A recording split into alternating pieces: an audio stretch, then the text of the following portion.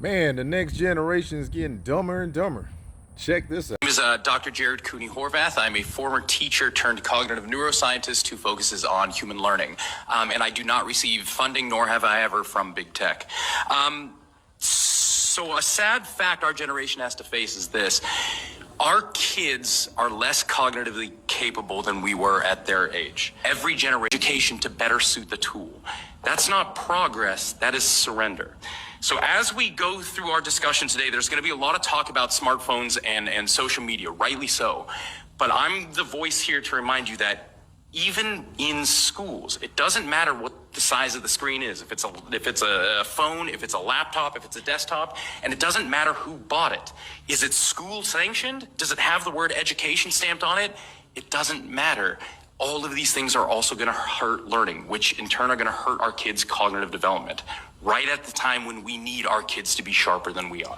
And the reason for this largely has been school. Each generation spends more time in school. We use school to develop our cognition until Gen Z. Gen Z is the first generation in modern history to underperform us on basically every cognitive measure we have, from basic attention to memory to literacy to numeracy to executive functioning to even general IQ, even though they go to more school than we did. So why? What happened? What happened around 2010 that decoupled schooling from cognitive development? It can't be school. Schools basically look the same. It can't be biology. This hasn't had enough time to change.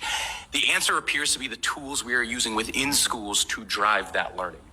Across 80 countries, as Gene was just saying, if you look at the data, once countries adopt digital technology widely in schools, performance goes down significantly, to the point where kids who use computers about 5 hours per day in school for learning purposes will score over 2/3 of a standard deviation less than kids who rarely or never touch tech at school. And that's across 80 countries. Bring it home to the US. Let's go to the US. We have our NAEP. That's our big data.